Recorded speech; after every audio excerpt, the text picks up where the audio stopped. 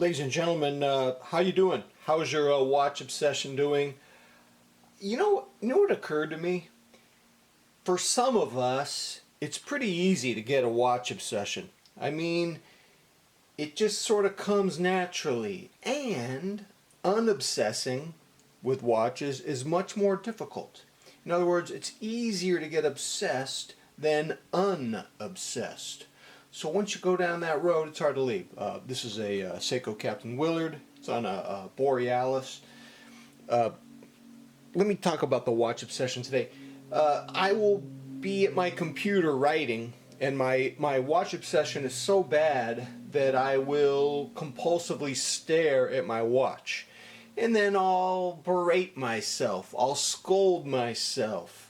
I'll say, McMahon, stop looking at your watch, focus on what you're writing. So, I stop looking at my watch, and I start writing again. And then 5 minutes later, I look at the watch again.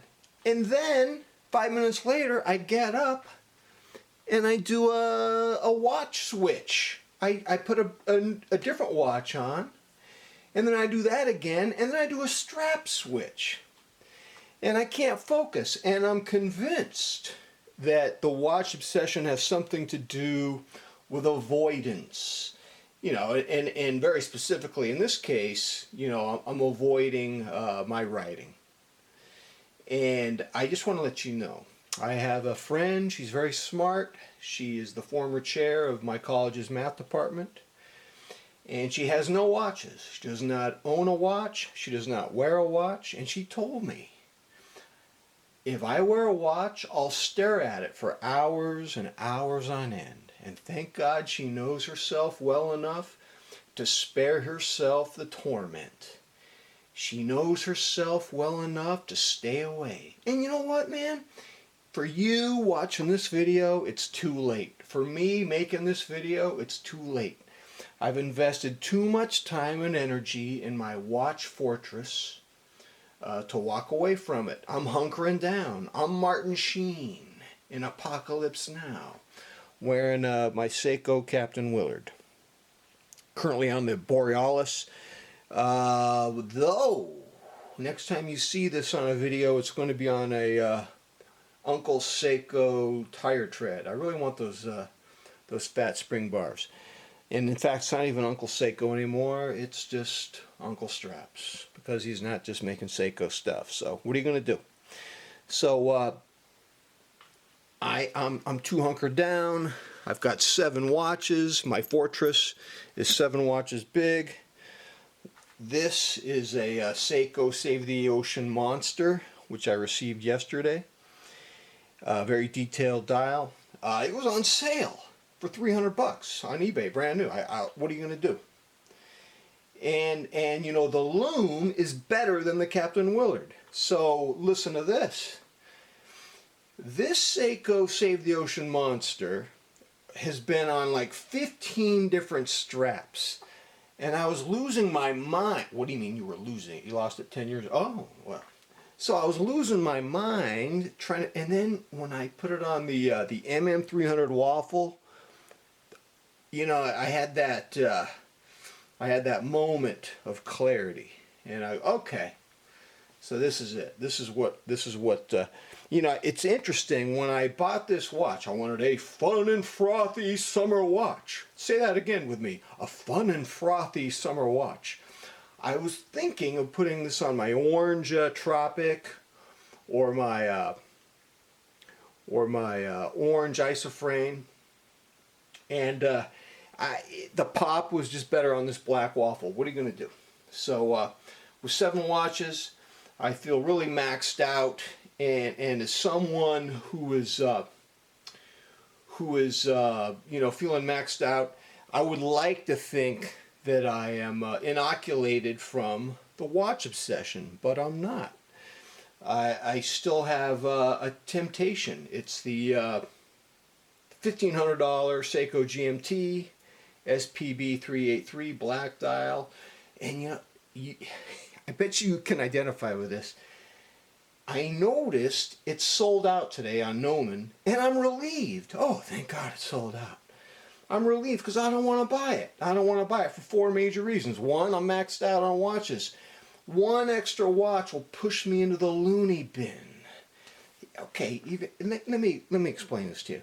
My watch collecting is like this game called Jenga, where you build a tower of blocks. And if you just put one block too many, you're done. The whole tower just crashes down. That's how I feel if I get one more watch. I'll go into a death spiral. The second thing about the GMT is it comes on a bracelet. Now the thing is, I have a very strict non-bracelet policy right now. My current club of watches are all on straps, and my Marine Master is the bouncer. And if this GMT shows up on a bracelet, my bouncer, MM300, is going to be very mean to it. We don't like you bracelet guys coming in the club, see? I'm the MM300, see? And so, you know, I don't think I want to bring a bracelet into the mix.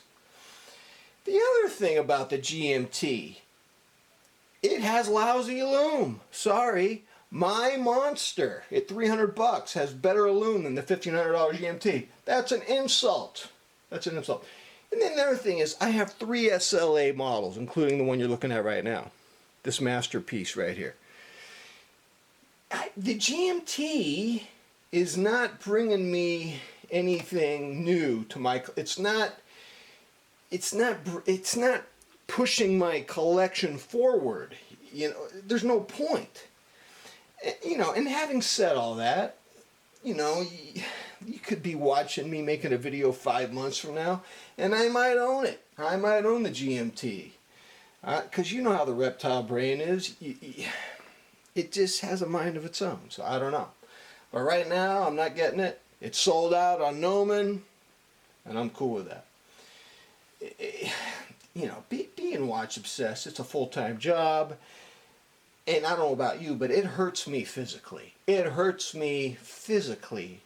There are some models of Grand Seikos, like there's these 44 millimeter models, or like sport things that cost, I don't know, 8K, 10K, I don't know. And there's some Omega Planet Oceans out there. I desire them so badly, I'm in a state of physical pain. I mean, just looking at this MM300 puts me in a certain amount of physical pain.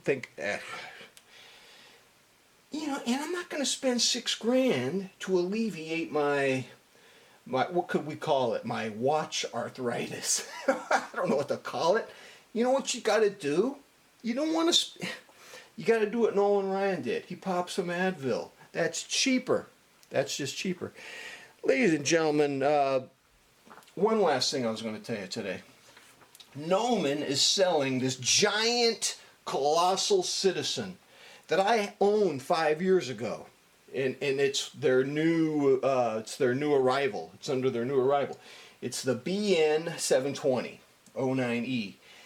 I owned it. It's super titanium. It looks amazing. I got rid of that thing. You know, did you know I have an 8-inch wrist? I could not write.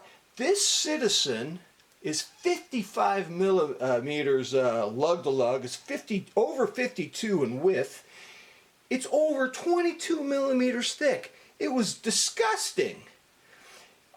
And when I saw that it was a new arrival, I know, oh, maybe it's this new version that's like, you know, it's been streamlined down to like 48 millimeters. Nope, it's the same one. And it's like over $1,800. It's almost $1,900. I don't know. I thought that watch had been discontinued, but I guess it has some kind of loyal following or something. Wow. So that's the state of the current watch obsession today, ladies and gentlemen. Tell me what you think. Until next time, I'm out.